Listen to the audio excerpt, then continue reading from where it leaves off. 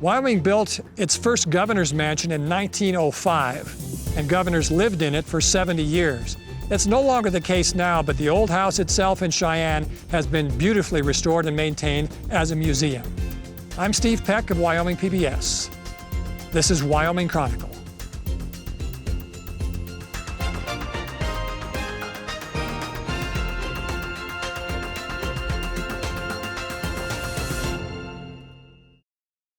Welcome to Wyoming Chronicle. We're in Cheyenne today with Christina Bird.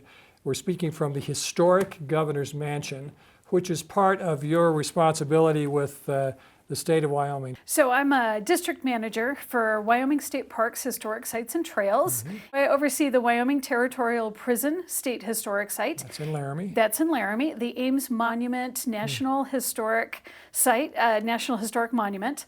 Which is out in the middle of nowhere, kind of. It is. It's at the Pyramid on the Plains, right? The Historic Governor's Mansion here in Cheyenne, the Quebec 1 State Historic Site, and then I oversee Kurt Gowdy State Park. And we're here right at Christmas time, and Christmas is something that you do up right here, don't you? We really, really do. If you're looking to get into the holiday spirit, if you're looking to learn a little bit about why we celebrate the way we do, the Historic Governor's Mansion has it all. We decorate every single room in the historic Governor's Mansion, up to and including the restrooms. And those are decorated per time period. We have 4 different time periods running throughout this home. And so we do decorate for, say, an 1890 space. And then we'll decorate for a 1937 space. And then we'll decorate a World War II space. And so you really get an opportunity to get some of those vintage, historic sort of concepts. So people reading up in a brochure about Wyoming and see the name Historic Governor's Mansion might get the wrong impression. The governor doesn't live here. No. The governor did live here Yes. for 70 years or Yes. so. So we had 19 first families live in the home from 1905 to 1976. And so Governor Ed Hirschler and his wife, First Lady Casey Hirschler, were the last to live here and the first to live in the new, we call it the new Governor's Mansion, but it's not really, right? Yeah, it's been now 50 around years for, old. It's eligible for National Register status itself. So yes. What's the room we're in now called? So what we're in now is called the drawing room, and the drawing room was renovated. We've restored it back to a 1937 drawing room. So the main entertainment space for the governor and his family, and our tree, our floor-to-ceiling tree behind us, is decorated with ornaments from the 1930s. Some of them absolutely gorgeous, and they've all been donated by local individuals around our community. So we can have a pretty fair sense of accuracy that this is what a very tall 1937 Christmas tree would have looked like. And a very elaborate, right? A very elaborate 1937 Christmas tree. But one of my favorite things about Christmas trees in the 1930s was just the sheer amount of tinsel. Yes. And of course, at that time, it was lead tinsel. It was leaded. It was strips of lead cut very, very fine. And for folks who remember lead tinsel, it very heavy, and it hung differently. And so obviously we don't bring out the lead tinsel. What I recall from having a natural Christmas tree brought into our house when I was a little kid, you wanted the branches to sort of open and spread, and that, at least from what my grandmother said, was one of the reasons that lead tinsel was used. It helped the tree open up a little bit more because it weighed the branches down. Weighed the branches down. So let's go look around a little bit. That'd be great. Okay. We're entering the library here at the historic Governor's Mansion.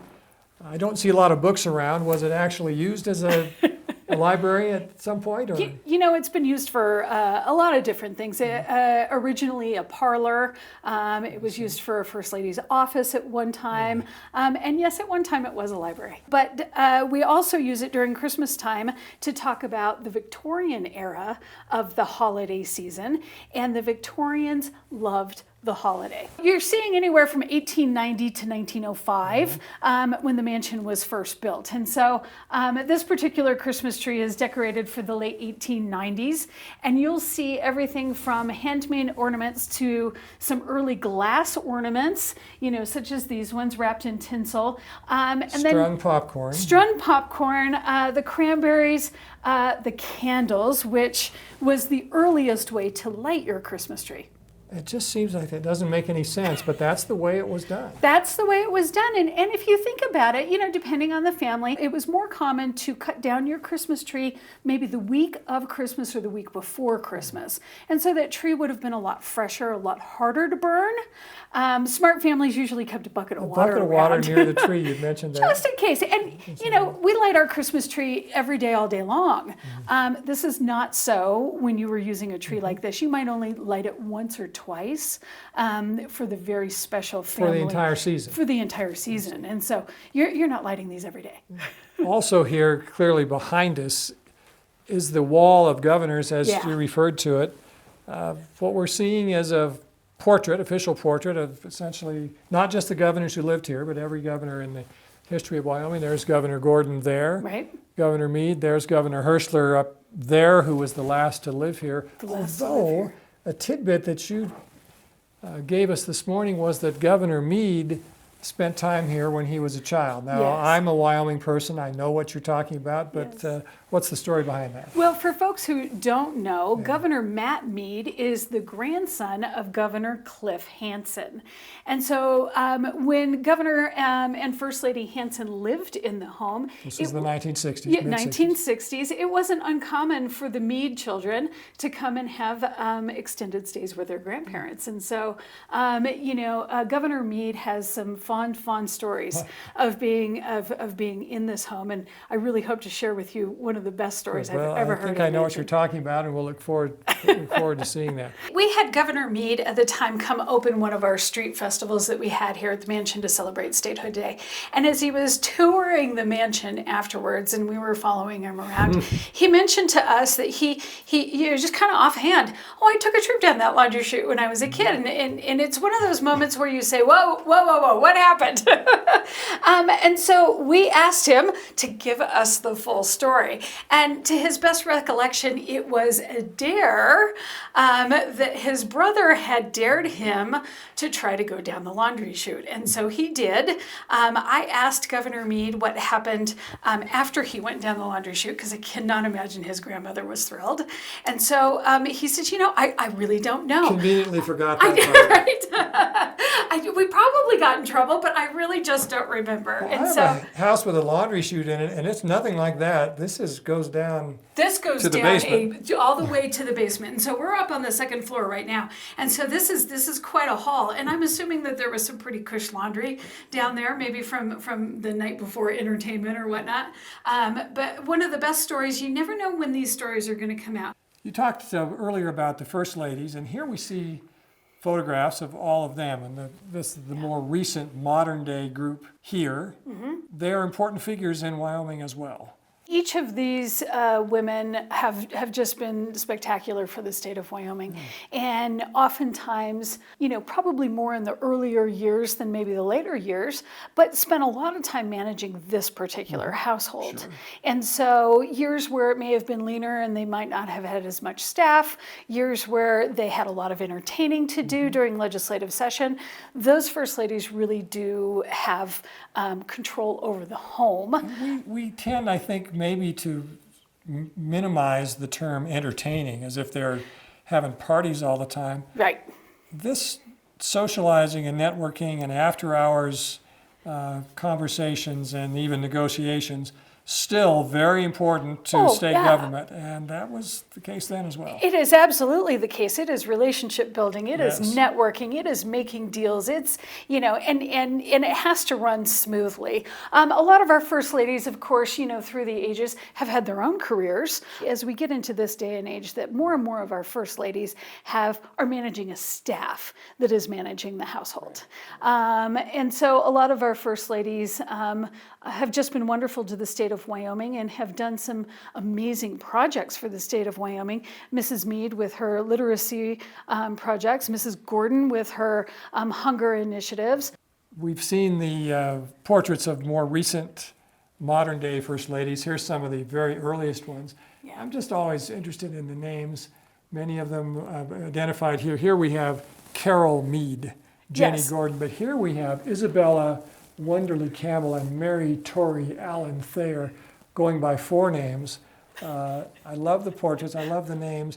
Maybe the most beautiful name of a Wyoming First Lady ever, Ellen Elizabeth Moonlight. Yes. That's, so there was a Governor Moonlight. There was a Governor Moonlight, and what I love about her portrait is she looks so serene, so solemn, but even though it's in black and white, you could probably tell that she had bright blue, beautiful blue I think eyes. you're probably right about that. You know, and what really is, I think, impactful about these women coming out to a brand new state, or even in some cases a brand new territory, must have been a real adventure. Sure. I mean, Mrs. Moonlight here, this is before statehood. Yes. There were territorial governors, Yeah, and yeah. they're honored here as well. Yeah, well, and I believe Mrs. Thayer was also First Lady of the state of Nebraska. And so Mr. Thayer just was also territorial governor of Nebraska. Working his way Just west. working his way west. During the Christmas season, what else happens here? You welcome people in, and they can do things this time of year that they don't necessarily do the rest of the year. Yes, actually. So we usually do an opening reception for this exhibit. This exhibit gets a new theme every year, and we do an opening exhibit. And then we do things like after hours events. We'll keep the mansion open later in the evening because really to come and see the home when it's all lit up, it's spectacular. You want to do it at night. You want to do it at night. I mean, the Christmas trees are most gorgeous in the evening and at night when it's dark. And then we do run a series of children's teas, and we have a craft project that they usually do, just something to get them in the Christmas spirit. And it's an opportunity to, keep a legacy that the First Ladies have had for years since we've been in existence of having teas inside the historic governor's mansion. And so we like to continue that tradition. We have the kids come in and they learn something and hopefully get to get some hot chocolate and some tea and have some fun. What's the bedroom space here? Bedroom space is interesting. Now this home has in 1905 had a lot more bedrooms, and so we did do a remodel in the 30s and took out some of those bedrooms. But what's really interesting about this home is that it had indoor plumbing in 1905. It also had electricity. And so I love it when visitors come and they talk to me about, having to have candles or lanterns. Where was the outhouse? Where was the outhouse when they first moved in? And I love talking about how Cheyenne was so very metropolitan in the late 1800s and had some of the first electricity in the nation. Well, it's one of the great railroad cities in the country, and especially was then. And that meant the world was at your disposal in a way because you could get anything here. One of the interesting pictures that I've seen, maybe you'll show it to us, was of a bathroom, which reminded me of my grandparents' house. Maybe it was from about the 30s. And that's one of the things you make a point of preserving. Here's what it was like if you lived here then. Here's what it would have been like, at least in this room. Here's what a kitchen was like at the time. So in some ways, you went backwards. Here we have the oldest period decor in a bedroom, which you said was 1905. 1905, when the house was new. Yeah, we have Christmas decorations here for the Christmas theme from the great 1960s Charlie Brown Christmas TV special, all combined in one. I don't mind saying I love it, and I love seeing these. It's a wonderful jumble that works. It is. And I think, some of the best music came out of that Christmas special from that Charlie Brown episode. Yep. So this was a bedroom this was not one of the ones that was reduced, or it was? This is not one of the ones that was reduced. And so this is an original restored to the original 1905 bedroom. Very spacious bedroom for any, even today it would be, but then. Yes. Very Magnificent, spacious. And we have, we have a great story about the two middle children of Governor Brooks who lived here. And so they chose, apparently they had an option to choose their own bedroom. They chose this bedroom very specifically because after 1906, they had an opportunity to bring down their pony from their ranch in Casper. And of course, where do the ponies live? The ponies live in the carriage house, which is just outside this window. So they had an opportunity to open the windows and yell out to their pony in the morning. And so those particular kids have some just fantastic stories. We're in what I would call historic old Cheyenne. We're near the state capitol, Yes. we're near the state museum, we're near the state library, the Supreme Court. So where we aren't is out adjacent to Interstate 25, where people are driving by saying, hey, look, let's stop there. People who come here, I imagine, decide they want to come here. And so you get some appreciative visitors, I would Yes. think. I think the most unique type of visitors that we get are the visitors that want to see the governor's residence in all 50 states. And so it's fascinating to talk to people who want to come to the residence and how they find us and why they want to come. And so people enjoy going, as they travel, going to visit the historic governor's residence in all of the states across the nation. We get a lot of foreign visitors. And especially in December, we get a lot of families. A lot of our community comes in.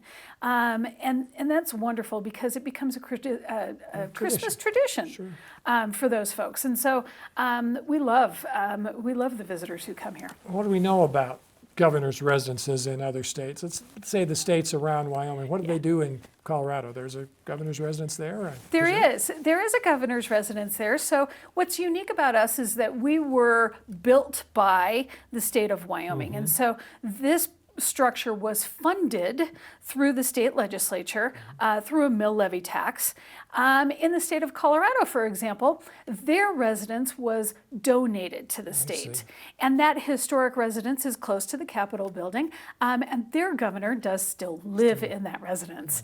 And so it's unique to have a historic residence and an additional residence where the new executive, where the executive lives today. Does every state have an official governor's residence, as far as you know? I would think yes. No.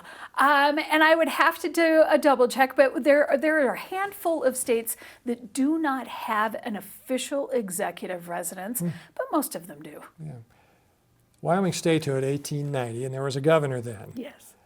This house opened, I think you said, 15 years after that. Yes. Where did the poor governor live before then? So the governor was required to live in Cheyenne, in the capital city, while he was being governor of the state. And so the governor rented local properties, or if he had friends who traveled, he might have an opportunity to stay in their home, or worst case scenario, he might have a suite at a local hotel.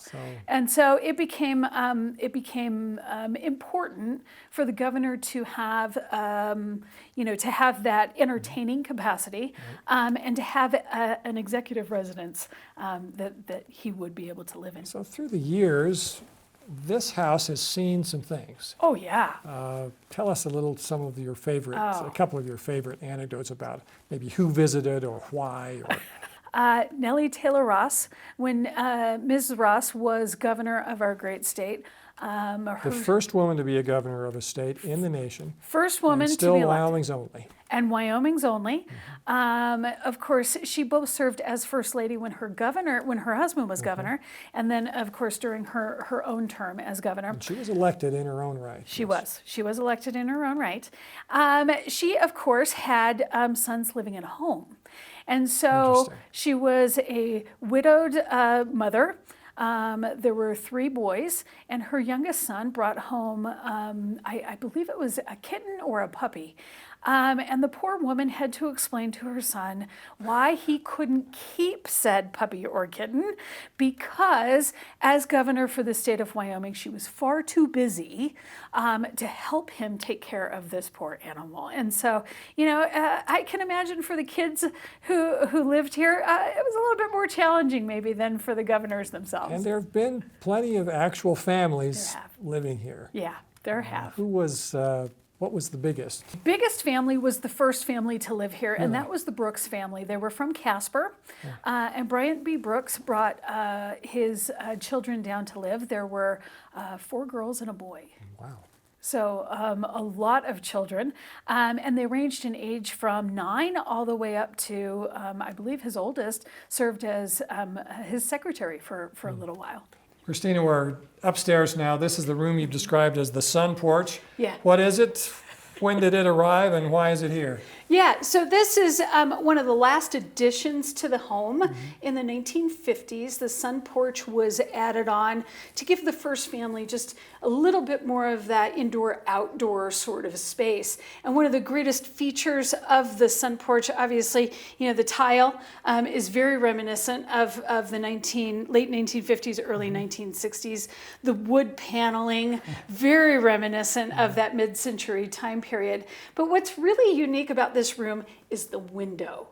So if you take a look at the window from the other side, you probably would not really think anything of it. It is an original window. It's in the original plans. And that was an exterior wall at that time. Was an exterior wall at that time, but if you really look closely, it is bisected by the staircase to the 3rd floor. It is. Right? So completely original, and we believe that this window was placed here to get as much natural northern light onto the staff stairs. Dark old stairs. Yeah, onto the staff staircase as much as possible. But it's very unique because you can really see from an outside perspective what that window would have looked like. So that dates to 1905 It does. or so. It And I does. can see right here it has the great old glass, which as solid as glass seems to be, very gradually Yes. shifts form, and you can see it's sort of drooped a little bit there. You have some Christmas decorations up here. You have tables and chairs.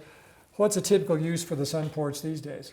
Well, during the month of December, we turn this into our reception area, really. And so we host our evening reception here, and then we also host our children's teas here. And so it gives the kids an opportunity to actually have tea inside of the historic Governor's Mansion. It's one of the very few tea events we do every year.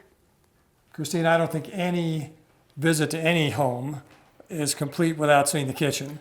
And here in the historic Governor's Mansion, there's a great one. Yeah. Tell us about the stove that we're standing in front of, for example. So this is a 1938 Magic Chef stove.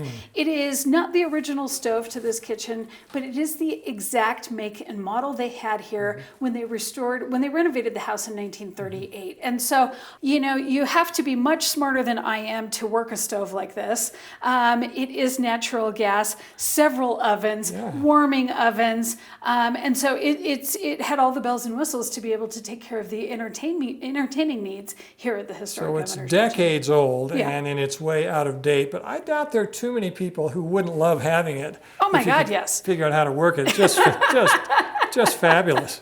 It is an absolutely fabulous stove, and if you're looking for a stove to entertain, you really can't beat one like this. We talked for a moment about the staff staircase. Yes. Was there typically a cook for the governor, or did that change from administration to administration? It really did change from administration to administration, but it wasn't atypical to have a cook on site here. And so even in the later years, we had a cook who had a basement apartment. She and her husband had a basement apartment here in the mansion, and she did all of the cooking for the site. And so not uncommon. This really ends up being, like in any home, the nerve center of the operations of the entire house. Now the kitchen has been restored. You mentioned 1938, so the rest of the decor generally is from that period as Yes. well. And you mentioned, among other things, there's steel countertop, Yes. which I wouldn't have guessed was standard equipment in the 1930s, but you say it was. Yeah, in 1937, when they renovated the home, they did put in the steel countertops. All of the white cabinetry in the kitchen on this section of the kitchen is also original, and so all it takes is a little bit of buffing, and your countertop looks like new. I think you said when we first got here that when the Hirschlers left, there was gold shag carpeting. Yeah, wall-to-wall gold carpeting. Oh my goodness. Not true now. Not true now. And interestingly enough, that wall-to-wall shag carpeting or the wall-to-wall gold carpeting did a lot to preserve the underlying structure. So when they carpeted in 1937, they carpeted over some of the original tile in the foyer. And it helped to preserve that tile so that we, when we were doing the restoration, we were able to unveil that. You were kind of glad it was there. Yeah, kind of glad it was there. So we've been able to do it based on photographs and other things that we have of the mansion. Interestingly enough, for being such a public building, we don't have a lot of photos of private spaces. Suppose the day will ever come when you'll think, the Herschlers have been gone now for 50 years. We better put some gold shag carpeting back in somewhere. Oh my gosh. Because everything eventually becomes historic, doesn't it? Well, and it comes back into Or style, that. right? Yeah. Maybe. Maybe. We have been talking a lot about putting our sun porch back to the 1960s, and so we've got some great furniture, yellow, gold, and brown, if you remember some of the late 60s and early 70s sort of furniture. That'll take you right back. Yeah. A museum like this really brings home the fact that human beings, we aren't the only people who've ever been on planet Earth. Yeah. A lot of people before us, and real people lived here Yeah. and sat in that chair and washed their hands at that sink and sat at Yes. that table to eat and looked at a Christmas tree like this. And visiting here, you can see that and be reminded of it Yeah. and be connected to it. And be immersed in it. I Yeah. mean, there are not many places where you can walk into the room and be surrounded by the furniture, the things, the items, and see a full setup and really be immersed in a different time period. I have a feeling you must love it here. I do. This is where I first started Yeah. my career with Wyoming State Parks. And even though I'm not the superintendent of this mansion anymore, it just holds a special place in my heart. Really glad you were our host, and thanks for being with us on Wyoming Chronicle. Thank you very much.